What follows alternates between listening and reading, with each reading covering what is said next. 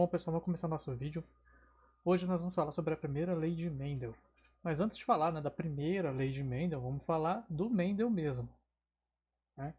Bom, o Mendel, ele foi um camponês que se tornou um monge, tá? Ele era um camponês muito inteligente, trabalhava com os pais dele numa fazenda, e aí chegou uma certa idade, ele se tornou um monge, até por alguns problemas que ele teve na família dele, enfim, né? E ele entrou para o monastério. E aí lá ele começou a estudar e ele se tornou um grande naturalista e um grande matemático, tá? A ordem monástica que ele ingressou, ela encorajava o estudo das ciências, né, do mundo. Então ele continuou os estudos dele e se tornou assim o que a gente chama de naturalista na época, porque na época, né, quem estudava natureza, seja química, física, biologia, era tudo misturado, né? Não é especialização como a gente tem hoje, né? Então os cientistas chamavam de naturalistas. Ele estudava química, física, biologia. E ele, além de estudar, né, o naturalismo, ele também era um ótimo matemático. Também estudou matemática, até acho que lecionou matemática, inclusive. Tá? E no monastério onde ele vivia, né, é ele quem supervisionava os jardins do monastério, tá? Do mosteiro lá. Ele era quem responsável por cuidar desse mosteiro.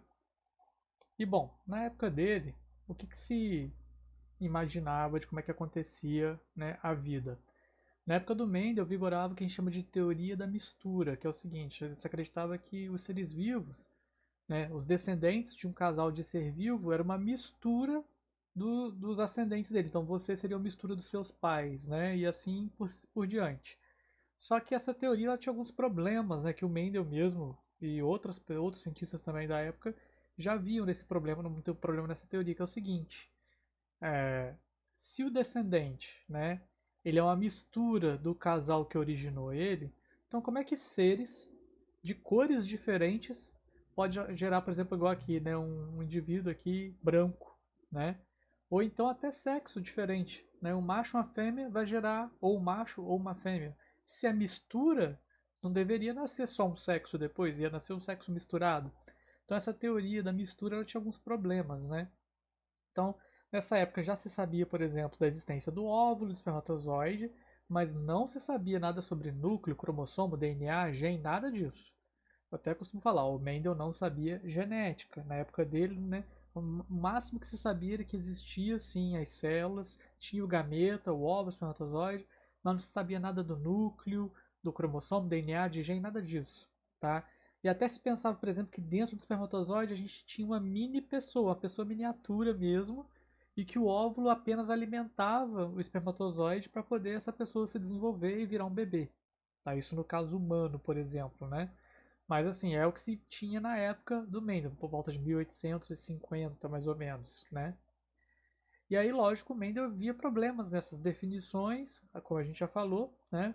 Por exemplo, como é que animais de cores iguais geram um filhote de cor diferente? Se é uma mistura, não tem como isso acontecer. E isso era muito comum de observar, por exemplo, no campo nas ovelhas. Às vezes você tinha lá um rebanho de ovelhas brancas, macho e fêmea, aí reproduzia, nascia a famosa ovelha negra que a gente fala, né? Então, como é que nasceu essa ovelha negra aí no meio da família? Né? Da onde que veio essa ovelha negra? Do nada? Aí, de repente, essa ovelha negra, ela acasala com uma outra ovelha branca, nasce a ovelha branca de novo. E aí pode ser lá que o neto ou talvez o bisneto dessa ovelha aqui volte a ser negra novamente. Então, essa teoria da mistura não explicava essas coisas. Tinha esses furos. Né? E o Mendel percebia isso, assim como outros cientistas também. Só que ele falou, se propôs a tentar entender melhor essa questão da hereditariedade, né? Como é que se gera os descendentes e como é que essas características são passadas, afinal de contas. Que para ele já estava bem claro que não era simplesmente uma mistura, né? Bom, então ele começou as observações do mundo natural e teve essa ideia da hereditariedade, que é os seres vivos vão passar suas características para os seus descendentes de alguma maneira. Lembrando que na época do Mendel não tinha, né, conhecimento nenhum sobre DNA, nada disso. Tá? E aí, como ele era um excelente matemático e um físico muito bom também, ele acreditava que a matemática podia explicar a biologia do mesmo jeito que a matemática explica a física. Né? Na física a gente elabora as leis, né, por exemplo, a lei de Newton, né, a lei da gravitação, você descreve a gravidade com fórmulas matemáticas, né? Energia, mar, enfim, né? você consegue, na física, descrever vários fenômenos naturais utilizando a matemática. Aí você elabora as leis, né? Uma lei em ciência é isso. É um fenômeno que você consegue descrever ele matematicamente. Então você tem a lei da gravidade, lei da gravitação universal, enfim, tem várias leis. Na física, por exemplo, tem várias, né? Que vocês até estudam várias. Então, na biologia, temos a lei de Mendel, primeira e segunda lei, que a gente vai ver hoje só a primeira. Que, assim como qualquer lei em ciência, é o quê? Uma lei em ciência é uma observação feita de um fenômeno natural que você consegue explicar aquilo matematicamente. Isso é uma lei. Toda vez que você vê, então, em qualquer matéria de ciência, lei de alguma coisa, sim, vai ter conta, porque lei em ciência quer dizer quando você consegue explicar um fenômeno natural matematicamente. É isso. E o Mendel, fazendo os estudos dele, observando o mundo natural, como ele já era um ótimo matemático, ele observou que tinha sim, a matemática ela poderia ser utilizada ali para tentar explicar o que ele estava conseguindo observar. Tá? E aí, para tentar explicar, né, essa hereditariedade, ou para melhor explicar, não, né, para tentar entender, porque a ideia dele era entender como é que isso acontecia. Então, para tentar entender como que acontecia essa hereditariedade, ele começou, bom, preciso estudar organismos vivos e ver essas descendências aí para ele tentar entender como é que isso acontece. Então, ele escolheu as plantas, até porque como naturalista ele era apaixonado por botânica, então ele já gostava. E bom, acabou escolhendo as ervilhas, que até já tinha mesmo lá no monastério onde ele morava, né? E aí por que ele escolheu as ervilhas também? Bom, ele já era um naturalista atraído por botânica. Segundo, que ervilha é de fácil cultivo.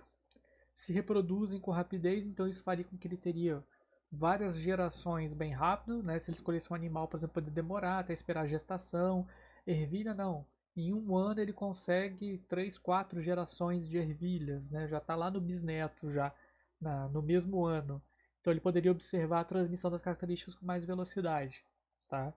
E no caso as ervilhas possuem flores hermafroditas e elas fazem autofecundação, que é ela fecunda ela mesma. Então ele poderia observar se aquela característica de uma planta que faz autofecundação, ela não precisa de outra planta, como é que ela está passando essa característica para o descendente dela, já que ela não mistura com outra, né? Ela faz uma reprodução sozinha, né? Vamos dizer assim. Então ele escolheu as ervilhas exatamente por esse motivo e observando, né, o comportamento do cultivo delas, ele foi tirando as conclusões dele, tá? Bom, vamos lá. Então o Mendel queria entender como que funcionava a transmissão das características. E aí na ervilha ele conseguiu observar várias características diferentes entre os pés de ervilha, né? Por exemplo, tinha pé de ervilha que produzia ervilha lisa, outro produzia ervilha rugosa. Eu sei que hoje em dia quando você abre a latinha de ervilha aí, quando a gente compra no mercado, só tem ervilha lisa, né? Existe ervilha rugosa, só que a indústria não usa porque o aspecto dela é ruim, as pessoas vão até achar, às vezes está estragado, não vai querer comer. Então, enfim, geralmente a gente não encontra a ervilha rugosa para comer por causa disso, mas uma plantação de ervilhas, né, natural ou uma horta você acaba encontrando, tá? Tem ervilha amarela e ervilha verde novamente. A indústria, né, planta ervilha lisa e verde, por isso que você só vê dessa. Mas tem ela lisinha e tem a amarela também, né, ou rugosa e amarela, tem todas as combinações, tá? Mas aqui popularizou a verde lisa, então a indústria só usa essa. Enfim, nas plantas, tem pé de ervilha que tem a flor roxa, tem pé de ervilha que tem a flor branca, tá? Na vagem, que é as ervilhas vão estar aqui dentro, né? Igual a gente vai comprar lá no sacolão vagem de outras plantas, né? Você tem as ervilhas aqui dentro. Então tem a vagem lisa e tem a vagem rugosa. E tem a cor da vagem também, a vagem esverdeada e a vagem amarela. Outra característica também que dá para observar nas ervilhas, a posição das flores. Se elas são terminais, ou ela termina né, o galho que floresce são aqueles da ponta da planta, ou se é axial, é os do meio da planta, né? Os da ponta não florescem, só os do meio. Ou então é só os da ponta, varia. E tem a altura do pé também, plantas que ficavam bem altas e plantas mais baixas. Então ele queria observar como é que ia se comportar a transmissão dessas características ao longo das gerações ali dos pés de ervilha. Só que detalhe, né? Ele começou, assim, ele observou várias características ao mesmo tempo, mas a gente hoje aqui vai se ater a observar uma característica de cada vez, tá? Então, a gente vai analisar uma característica.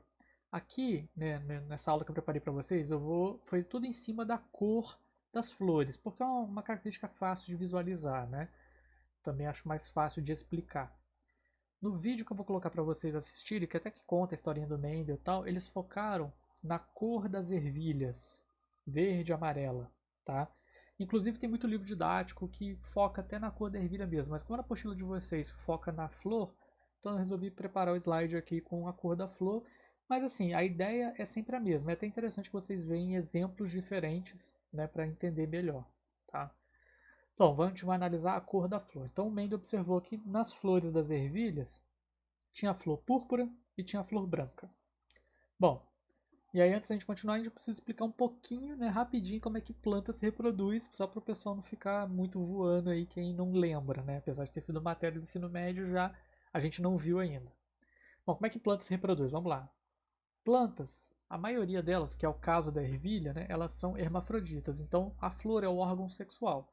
Na flor você tem a parte masculina e tem a parte feminina. Aqui, essa parte que a gente chama de estame é a parte masculina, é o estame que produz aqui o grãozinho de pólen, tá? Então o estame é a parte masculina da flor e vai produzir o pólen, que é onde está o gameta masculino. E essa parte do meio aqui, maior, é a parte feminina da flor, é o gineceu, tá? E lá dentro vai ter o óvulo, que aí lá dentro vai estar o nosso gameta feminino. Então o gameta feminino está aqui na parte central da flor, que está ampliado, né? Esse pedaço aqui, ó, é a parte feminina. E esses menorzinhos em volta são esses estames aqui, que são a parte masculina. Aqui dentro, na pontinha do estame, é produzido o grão de pólen, que é onde está o gameta masculino. E aqui dentro é onde está o óvulo, que lá dentro vai estar o nosso gameta feminino. Então, para reproduzir o gameta masculino, tem que encontrar com o gameta feminino. Então, o pólen tem que sair daqui do estame e cair aqui em cima, nessa região. Tudo tem nome, tá? Mas eu não vou ficar dando os nomes hoje porque eu não estou dando aula de botânica, né? É só para vocês entenderem rapidamente. Então, o grão de pólen tem que sair daqui da parte masculina, cair aqui. Aí ele tem um tubo que o grão de pólen vai descer por esse tubo até encontrar o gameta feminino aqui e aí realizar a fecundação. Fecundou, vai formar um embrião lá dentro. E toda aquela estrutura ali, onde o óvulo estava, vira semente. E aí em volta cresce o fruto, a semente está lá dentro. Se essa semente sair do fruto, cair no chão, germinar, o embrião germina e temos a nova planta. Então, basicamente, né, você tem como gameta masculino dentro o grão de pólen e o gameta feminino está aqui dentro. Então, o grão de pólen e o gameta masculino ele tem que encontrar o feminino aqui embaixo. É basicamente isso, tá? E aí, vamos lá. Então, encontrou, tá o grão de pólen aqui, ele cai pelo tubo, tem que vir e fecundar aqui embaixo. Fecundou, vai formar o embrião. Então, a gente pode acontecer numa planta a autopolinização, o que é isso? A parte masculina dela, que são esses quatro aqui, produzem o pólen, pode mandar o pólen diretamente para a parte feminina dela, ou seja, ela poliniza ela mesma. Seria uma autofecundação, tá? A planta é hermafrodita, ela tem os dois sexos, ela tem o sexo feminino e tem o sexo masculino, então ela pode fazer autofecundação, isso é uma possibilidade. A outra é a polinização cruzada, o que é isso? Uma planta produz o grão de pólen e ao invés de mandar para ela mesma, pode mandar para outra flor, tá? De outra planta. É lógico que tem que ser da mesma espécie, né? E aí o grão de pólen dessa flor vai cair aqui na parte feminina da outra. Então aqui é a parte masculina dela e vai cair na feminina da outra. E pode ser cruzado porque essa masculina dessa pode mandar pólen para outra lá. O que vai carregar o pólen de uma flor para outra? Aí varia, pode ser o vento, pode ser animais, né? A abelha, por exemplo, é bem famosa por fazer isso, né? Tem vários, a maioria dos polinizadores são insetos que ficam pousando nas flores e assim eles vão carregando pólen de uma flor para outra. O pólen é onde está o gameta masculino da flor. O gameta feminino ele fica aqui dentro no meio, ele não sai lá de dentro. É o gameta masculino que tem que chegar até ele, tá? Enfim, então você tem a autopolinização, que é quando a planta poliniza ela mesma, e tem a polinização cruzada, que é quando uma planta produz pólen para mandar para outra planta, ok? Bom, então lá ele, na plantação de ervilha dele, ele observou que ele tinha flores roxas e flores brancas. O que ele fez? As flores roxas ele fazia autopolinização, então elas fecundavam elas mesmas, só saía flor roxa. A flor branca fazia autopolinização também, então flor branca ia fecundando ela mesma, só saía flor branca. E ele repetiu isso inúmeras vezes, até ele conseguiu o que ele chamou de geração pura. O que era geração pura? Quando ele pega uma flor roxa, se ela fecundar ela mesma, só sai flor roxa. E flor branca, fecundando ela mesma, só sai flor branca. Então ele tem uma geração de pura roxa e de pura branca. Tá? Hoje em dia a gente dá outros nomes para esse negócio de puro, né? Mas esse é o termo que o Mendel usava. Tá? O puro roxo aqui é o que a gente chama hoje em dia de homozigoto, né? Porque hoje em dia a gente já sabe, já tem vários conhecimentos de genética, que é o que eu expliquei na aula passada para vocês. Então, quando você tem uma característica igual no DNA, né, você já vai entender por que está igual, a gente chama de homozigoto. Então, esse aqui seria homozigoto e esse aqui também seria homozigoto. Mas isso é termo que nós usamos hoje. Na época do Mendel, ele inventou os termos e ele falou que era linhagem pura. Então, linhagem pura roxa, linhagem pura branca. Se pegasse qualquer uma que reproduzir uma com a outra, ou então ela com ela mesma, só sai flor roxa. E se pegar qualquer uma que reproduzir com ela mesma, ou uma com a outra aqui dentro, só sai branco. Isso que é linhagem pura. Tá? Porque ele ficava fazendo a autopolinização por várias gerações. Bom, aí ele pegou uma dessa linhagem pura roxa, com uma da linhagem pura branca. O que ele fez? Polinização cruzada. Então ele pegou o pólen de uma, colocou na outra, pegou o pólen da branca, jogou na roxa, e o pólen da roxa jogou na branca. Então ele polinizou, pegou o gameta masculino dessa, colocou para fecundar lá, e pegou o gameta masculino dessa daqui e botou para fecundar aqui. E aí o que aconteceu com essa polinização cruzada, da roxa com a branca? Todas as descendentes, todas, sem exceção, nasceram roxas. Aqui ele já começou a matar aquela ideia da teoria da mistura, né? Porque se o descendente é uma mistura dos pais, né, que é na planta que seria a roxa com a branca, então era para ela ter saído, sei lá, rosa claro, né, ou enfim, ou manchada, né, uma flor toda malhada, e não, nasceu tudo roxo. Então ela não é uma mistura necessariamente das plantas que deram origem a ela, né? Isso que ele produziu então foi por polinização cruzada. Bom, e aí, então ele fez. Você tinha a planta, por autopolinização ele conseguiu só flor roxa, que ele chamou de geração pura. Com a branca ele fez a mesma coisa, geração pura. Aí ele fez a polinização cruzada, cruzou uma com a outra, veio tudo roxa.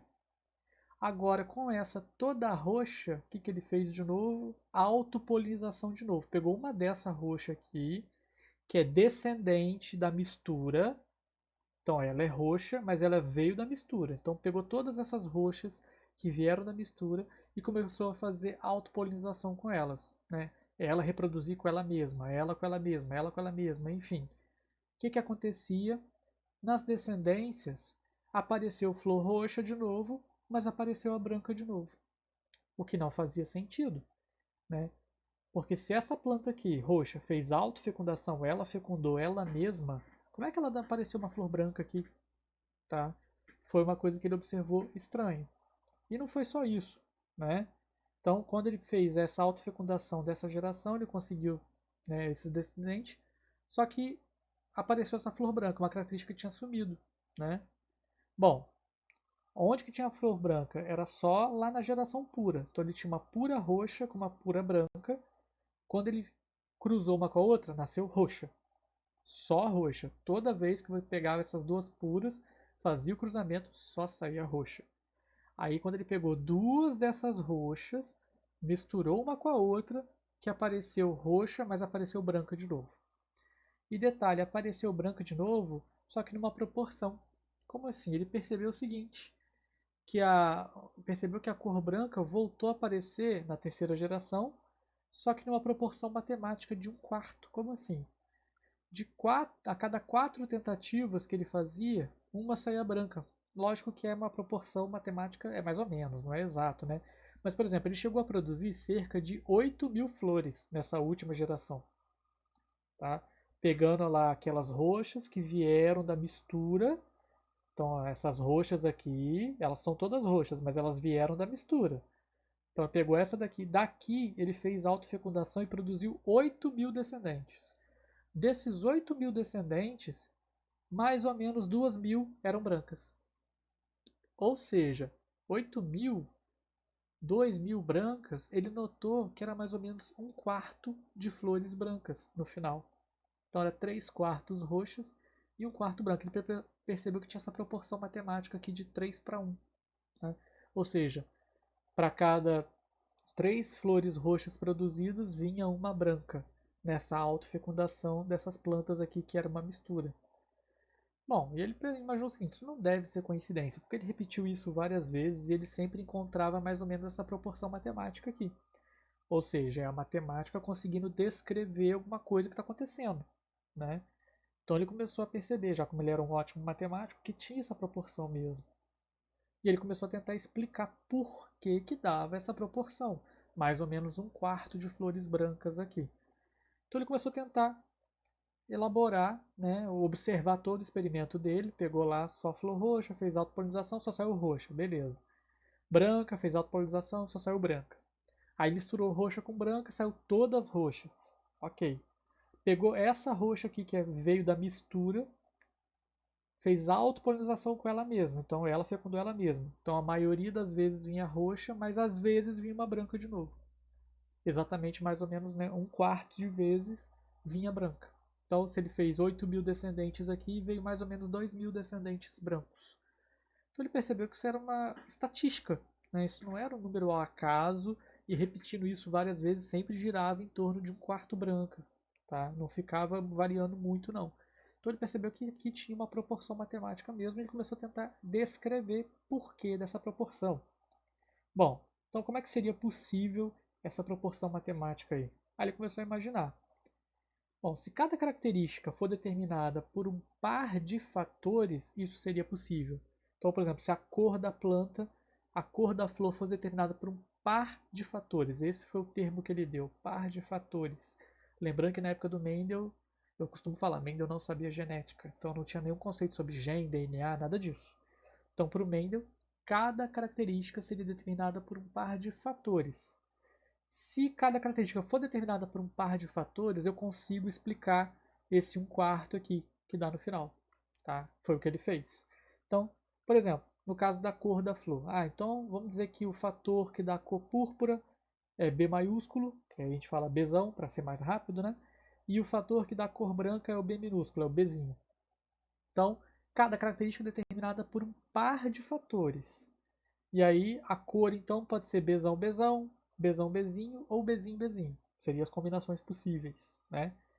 Mas o gameta não leva ao par, ele só leva um fator. Então, quando os gametas se encontram, o par é formado novamente. É uma outra coisa que ele imaginou. Aí daria certo aquilo que ele observou. Como assim? Vamos lá. Você teria a flor original lá roxa, Bzão Bzão, que é aquele que chamou de linhagem pura, que a gente falou. Linhagem pura a gente entende hoje que é homozigoto, né? Que o gene é igual dos dois lados. Então, homozigoto, linhagem pura. Quando ela vai se reproduzir, ela vai fazer autofecundação. Então, ela vai produzir grãos de pólen, tá? Para poder fazer aqui, ó, o grãozinho de pólen é produzido aqui dentro, tá aqui o grãozinho de pólen. Se ela tem um par de fatores que determina a cor dela, Bzão Bzão, o grão de pólen que vai ser produzido, ele não é Bzão Bzão, ele só tem um dos dois. Ele vai ter metade, então ele vai ter só o Bzão. Então a partir de uma célula aqui, ela produziu 4 grãos de pólen. Cada um só tem um fator para a cor, que é o Bzão. Tá? O grão de pólen que foi produzido aqui. Enquanto isso, ela também tem a parte feminina dentro dela. E ela tem o óvulo. Então, na hora que ela for produzir o óvulo, mesma coisa. A célula que origina tem lá Bzão, Bzão. Mas o óvulo só vai ter um fator. Então, vai ter metade. Um Bzão só. Então, o óvulo só tem um Bzão. E o pólen, que é o gameta masculino, também tem um Bzão. Então, o gameta ele só tem metade dos fatores. Né? O ser vivo completo tem o fator total, que é o par de fatores. Então, qualquer célula da planta tem o Bzão Bzão. Mas o gameta, que é o gameta masculino, é o pólen, só tem metade. E o gameta feminino, que é o óvulo, também só tem metade. Então, o gameta feminino, o óvulo, está aqui dentro, só tem metade, só tem um Bzão. E, no caso, o grão de pólen também tem um Bzão. E aí o grão de pólen Bzão caindo aqui vai fecundar e vai fazer o nosso embrião Bzão Bzão. Tá aqui o embrião Bzão Bzão. Se esse embrião besão germinar, vai dar origem a uma nova planta que vai ser besão igual à planta que originou ela. E por autofecundação, então a descendente sai sempre igual. No caso da flor branca, mesma coisa. Só que ela é bezinho. Ela tem um par de fatores para a cor dela, que é o par de fator bezinho que dá a cor branca. Na hora que ela vai se reproduzir, ela vai produzir grão de pólen. O grão de pólen não é bezinho, ele só tem metade. Então, de uma célula produz 4 grãos de pólen, 4 gametas, que só tem um bezinho cada um. E o gameta feminino dela no óvulo, mesma coisa, só vai ter um bezinho também. E aí, o grão de pólen caindo aqui, vindo e fecundando, vai nascer um embrião bezinho. Então, desse embrião bezinho, ficou muito pequeno aqui, né? Desse embrião bezinho, se ele germinar, nasce uma nova flor bezinho de novo. Então, esse seria o caminho, né, comum de acontecer na primeira leva de fecundação, que é a autopolinização aqui. Então, a planta besão só vai produzir descendente besão, fazendo a autopolinização, porque o pólen dela é um besão e o gameta feminino, que é o óvulo, também é um besão. Juntou um com o outro, forma besão de novo, que é o embrião que vai originar uma nova planta.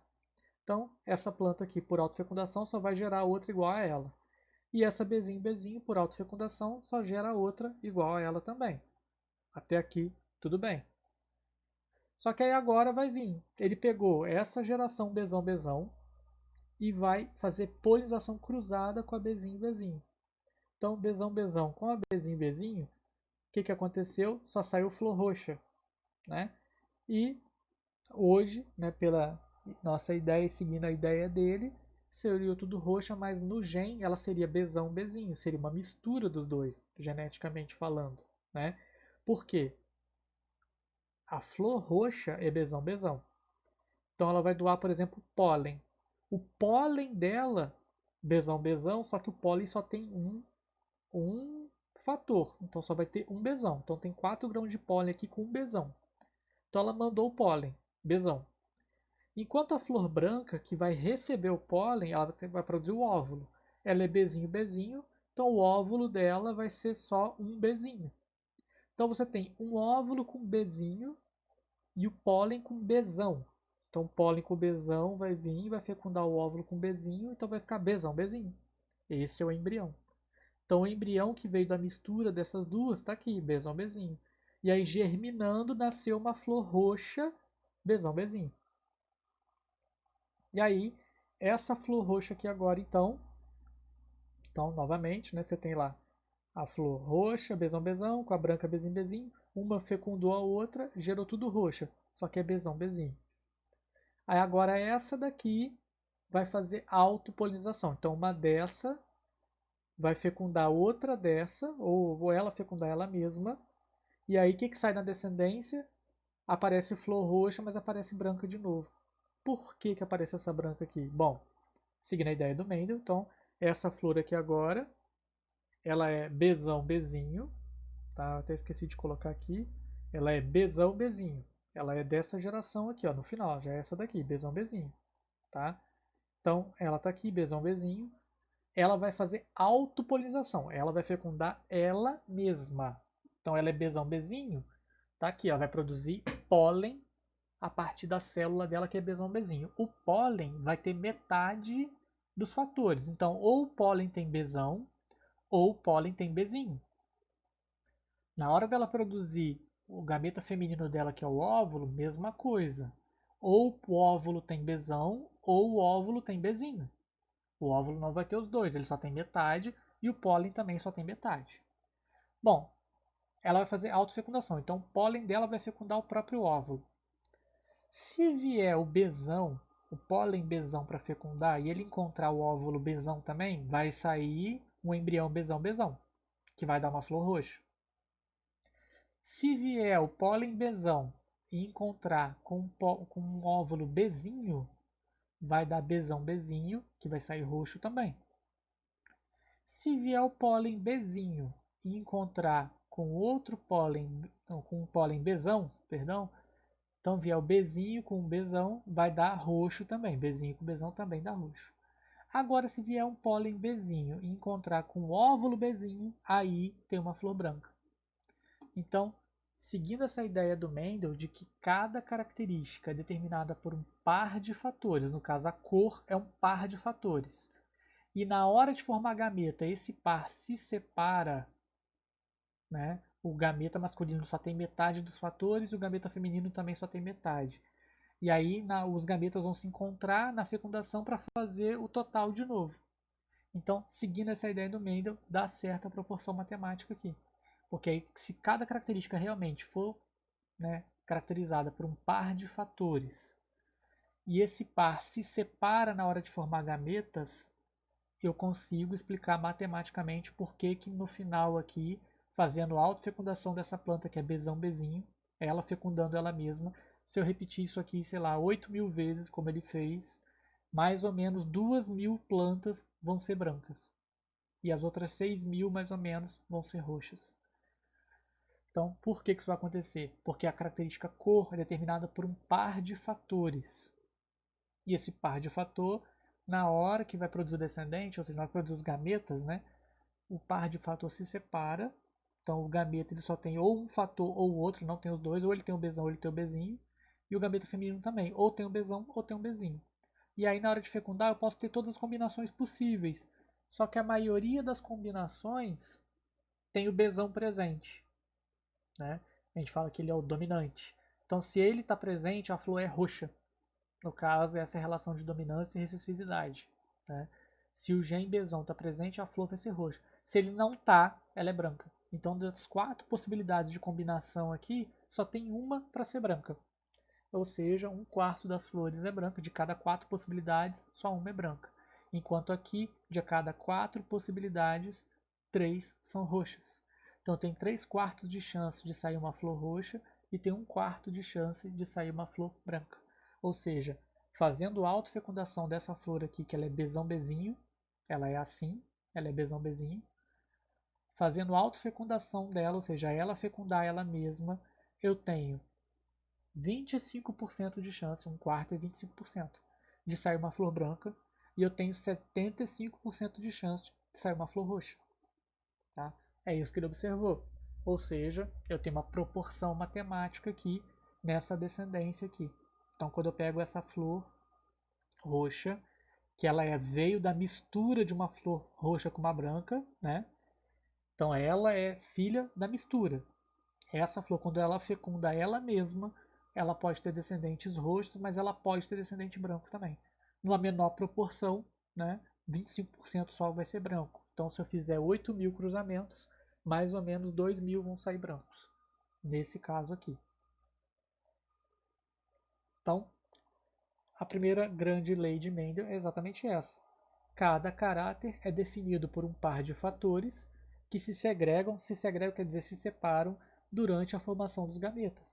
Assim, cada gameta tem apenas um fator para cada característica. Essa lei de Mendel, a primeira lei de Mendel, ela é também chamada de lei da formação de gametas, lei da segregação independente ou monohibridismo. É tudo a mesma coisa. E ele basicamente explica isso, como que ele consegue, que é a produção dos gametas que ele está explicando. Que o gameta ele só tem metade dos fatores que o organismo adulto tem. Então o espermatozoide, ou no caso da planta, que é o pólen, né, que é o gameta masculino, na verdade na planta chama esporoso, esporozoide, tá? Então na planta, o gameta masculino, vou falar gameta masculino que ainda depende se é animal, se é planta, o que é. Então os gametas, né, tanto em qualquer ser vivo, ele só tem metade dos fatores que formam as células aqui do ser vivo total. O que o Mendel chamou de fatores é o que nós chamamos de gen hoje em dia, né, com a genética. Então você não pode falar que o Mendel falou gen e DNA. Não. A primeira lei de Mendel diz isso aqui. Cada caráter é definido por um par de fatores que se segregam. Traduzindo para a genética atual, cada caráter é definido por um par de genes que se segregam, se separam durante a formação dos gametas. Assim, cada gameta tem apenas um fator para cada característica. Então, só que o Mendel, na época dele, não tinha nenhum termo de genética. Então, ele cunhou a lei dele explicando matematicamente como é que acontecia aquilo usando o termo fator. Então, Cada caráter é definido por um par de fatores que se segregam, se separam, durante a formação dos gametas. Assim, cada gameta tem apenas um fator para cada característica. Então, se cada característica determinada por um par de fatores, a cor é um par de fatores, né, a cor, e na hora de formar a gameta, esses fatores se separam para poder se juntar e gerar o descendente. Se isso acontece, eu consigo explicar matematicamente por que aqui no final essa proporção de 1 para 4 aqui. Tá? Desculpa, 3 para 1, perdão, né? 3 roxas para uma branca aqui no final. Isso que é a primeira lei de Mendel. A primeira lei de Mendel é para explicar a formação de gametas. Então, como que os gametas se formam? Os gametas eles só têm metade dos fatores que as outras células têm. Traduzindo em genética, os gametas só têm metade do número de cromossomos ou do número de genes que as células normais têm. Que eu falei na nossa aula passada, no corpo humano, as nossas células, elas têm 23 pares de cromossomos. Nossos cromossomos são impares. No espermatozoide humano e no óvulo humano, nós temos 23 cromossomos e não pares de cromossomos. No espermatozoide tem 23, no óvulo tem mais 23. Junta um com o outro, faz os 23 pares novamente. Tá? Ou seja, cada característica então é determinada por um par de fatores, só que na hora de produzir os gametas, esse par se separa, se segrega. Então você vai ter gameta que vai ter uma característica e vai ter gameta que vai ter a outra, que é o que aconteceu aqui. No caso, gameta masculino. E o gameta feminino, mesma coisa. Você tem gameta feminino que tem o Bzão, você tem gameta feminino que tem o Bzinho. Na hora de fecundar é aleatório, mas as combinações possíveis que podem acontecer são essas 4. Sendo que essas duas do meio aqui, Bzão, Bzinho e Bzinho, Bzão, na prática é a mesma coisa. É um Bzão e um Bzinho, não importa a ordem. Tá? Então, você tem 4 possibilidades, mas na verdade, dessas 4 possibilidades, né, você tem uma característica aqui roxa predominando. Não importa se é Bzão, Bzão ou Bzão, Bzinho, Bzinho, Bzão. Se tem o Bzão presente, é roxo. Só não é roxo se ele não está presente, que no caso é Bzinho, Bzinho. Aí é branco. Então, de 4 possibilidades de combinação, só uma que é branco. Por isso que é 1 para 4. Bom, então, isso é o que o Mendel conseguiu observar. Isso é o que a gente chama de proporção fenotípica. Ou seja, fazendo autofecundação nessa aqui que é Bzão, Bzinho, ou essa, né? Ou então uma com a outra que seja, tá? Pode ser autofecundação, ela com ela mesma, então uma com outra igual a ela, Bzão, Bzinho. Fecundando uma com outra igual aqui, o que eu tenho da descendência? Pode ter Bzão, Bzão, pode ter Bzão, Bzinho, pode ter Bzão, Bzinho de novo. Como eu falei, não importa a ordem, né? No caso aqui eu até arrumei, botei, que a gente sempre bota o maiúsculo primeiro, tá? E pode sair Bzinho, Bzinho. Dessas 4 possibilidades, 3 são roxas e uma é branca. Então a proporção fenotípica é 3 para 1. Lembrando que fenótipo é isso, é o que eu vejo. Olhando para a flor, o que eu estou vendo? Eu estou vendo ou eu vejo ela roxa ou eu vejo ela branca. É isso. Uma outra proporção que nós temos é a proporção genotípica. Tá? Que aí a gente tem a proporção entre os diferentes genótipos. E aí é o que está escrito aqui. Não é o que está aparentando, não. Então é entre o Bzão, Bzão, Bzão, Bzinho, Bzão, Bzinho, Bzinho, Bzinho. Não é a aparência da flor, é assim o gene. Então se eu olhar o tipo de gene, eu tenho essa combinação, 2 maiúsculos, 2 minúsculos e um maiúsculo e um minúsculo. Então eu tenho 3 possibilidades. Tenho essa daqui, maiúsculo com minúsculo, que os dois aqui é uma possibilidade só, os dois é a mesma coisa, né? E eu tenho isso daqui. Então, eu tenho nessa combinação aqui, nessa descendência, se eu fizer uma autofecundação dessa daqui, provavelmente eu vou encontrar uma Bzão Bzão, duas Bzão Bzinho e uma Bzinho Bzinho. Então a proporção genotípica é 1 para 2 para 1. É diferente da proporção fenotípica, que é a aparência da flor. A flor ou ela é roxa ou ela é branca. Então para cada 4 flores eu tenho 3 roxas e uma branca. Então 3 para 1. 3 roxas para uma branca. Agora a proporção do genótipo é como é que é a estrutura do gene. O gene pode ser Bzão Bzinho, desculpa, Bzão Bzão, Bzão Bzinho, pode ser até 2 vezes desse jeito, ou pode ser Bzinho Bzinho. Então a cada 4 descendentes eu tenho um Bzão Bzão, 2 Bzão Bzinho e 1 Bzinho Bzinho. Então a proporção genotípica é 1 para 2 para 1. Tem que prestar atenção nos exercícios se eles vão estar falando de proporção fenotípica, que é a aparência, ou se ele está falando de proporção genotípica, que é o gen aqui, ó. Então a proporção genotípica aqui é 1 para 2 para 1.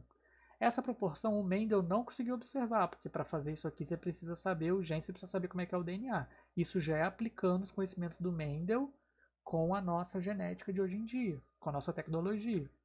O Mendel ele parou aqui, ó, na proporção fenotípica, tá? Que é o que ele conseguia ver, que é a aparência da flor. Ele, com a matemática, ele supôs que isso aqui aconteceria, mas ele não podia comprovar, porque não tinha como ele ver o DNA, não tinha nem tecnologia para isso, nem sabia que existia DNA na época dele, já nem nada. Hoje, com a nossa tecnologia, a gente até confirma que é realmente. Então, assim, o que ele poderia observar é isso aqui. Que ele observou a proporção fenotípica que o Mendel observou. Agora, calculando e fazendo a distribuição dos genes, ele chegou na proporção genotípica também. Só que isso aqui ele não podia ver, apenas calcular. Tá? Hoje em dia a gente consegue ver, porque a gente tem tecnologia para isso. Como que a gente pode fazer isso, né, de uma maneira mais simplificada, sem ser com esse bando de desenho aí que eu mostrei para vocês? Bom, a gente para poder fazer esses exercícios, a gente usa esse quadro chamado quadro de Punnett, que é para poder a gente realizar esses cruzamentos e ter essas proporções de uma maneira um pouco mais fácil, um pouco mais clara também. Como é que funciona? Você vai desenhar um quadro, tá? Que aqui, eu até falo, é praticamente desenhar o jogo da velha, né? Ó, você faz aqui, ó, primeira linha, segunda na vertical e as duas na horizontal aqui. Você já tem um jogo da velha. Sendo que o primeiro quadrante aqui você vai ignorar, você pode encher, né? Ou ignorar, deixa em branco, tá? Os dois aqui em cima que sobraram, você vai colocar quais são os gametas produzidos pela mãe, por exemplo, no caso a planta mãe, e quais foram os gametas, e aqui na vertical, os gametas produzidos pela planta pai. Então, por exemplo, se a gente vai fazer autofecundação, a planta mãe e a planta pai é a mesma. Se ela é Bzão Bzinho, então ela vai produzir gameta Bzão e ela vai produzir gameta feminino Bzinho. E ela vai produzir gameta masculino Bzão e vai produzir gameta masculino Bzinho também. É a mesma planta. Então o gameta ele tem só metade dos fatores. O fator completo é Bzão Bzinho, é os dois juntos. Mas o gameta ou ele tem um ou ele tem outro. Então o masculino vai ter um ou outro. O feminino também, ou um ou outro. Fez isso, aí você começa a fazer o cruzamento. Se for um Bzão juntar com um Bzão, tá aqui, Bzão Bzão. Se for um Bzinho com um Bzão, tá aqui, Bzão Bzinho. Se for esse Bzão com esse Bzinho aqui, tá aqui, Bzão Bzinho. Se for um Bzinho com outro, Bzinho Bzinho. Então, com o quadro, a gente vê claramente, ó, das 4 possibilidades de cruzamento, só uma saiu Bzinho Bzinho. Então, das minhas 4 possibilidades aqui, fazendo a autofecundação dessa planta, que é Bzão Bzinho, com ela mesma, eu tenho 4 possibilidades. Das 4 possibilidades, só um saiu branca. Então, a proporção fenotípica é de 3 para 1. Agora, analisando as 4 combinações aqui, eu tenho essa combinação Bzão Bzinho uma vez, Bzão Bzão, perdão, Bzão Bzão uma vez, Bzão Bzinho eu tenho 2 vezes e Bzinho Bzinho uma vez também. Então a proporção genotípica é Bzão Bzão uma vez, para 2 de Bzão Bzinho, para uma de Bzinho Bzinho. Então essa é a proporção do genótipo, que é a combinação dos genes aqui. A proporção do fenótipo é a aparência do seu, ou seja, é o gene se manifestando. Né? Nesse caso, não importa se é Bzão Bzão, se é Bzão Bzinho, sai roxo. Então eu tenho de 4 possibilidades, eu tenho 3 possibilidades de ser roxo, que é o que está acontecendo aqui. Tem 3 roxas para uma branca. Só essa daqui que sai branca. Ok? Bom, esse quadro, como eu falei, é para a gente notar, para a gente poder fazer esse tipo de exercício, né? Sem precisar ficar fazendo aquele bando de desenho para poder você não se perder. Lembrando que a primeira lei de Mendel é basicamente isso, ele explicando como que se formam os gametas, tá? Então, cada característica é determinada por um par de fator, no caso do meu exemplo que sempre foi a cor da flor, né? É um par de fatores que determina a cor, e esse par se separa na hora de formar gametas. Então, no caso, essa flor aqui, ela é Bzão Bzinho. Na hora de formar gameta, o par se separa. Ou é Bzão ou é Bzinho. Então, para fazer o gameta feminino, ou é Bzão ou é Bzinho. E para fazer o masculino, ou é Bzão ou é Bzinho também. E depois, na hora de fecundar, encontra o masculino com o feminino, vai fecundando. Das 4 possibilidades que eu tenho, dessas possibilidades aqui, nesse caso, eu vou ter 3 flores roxas e uma flor branca. Então eu vou ter a proporção fenotípica de 3 para 1.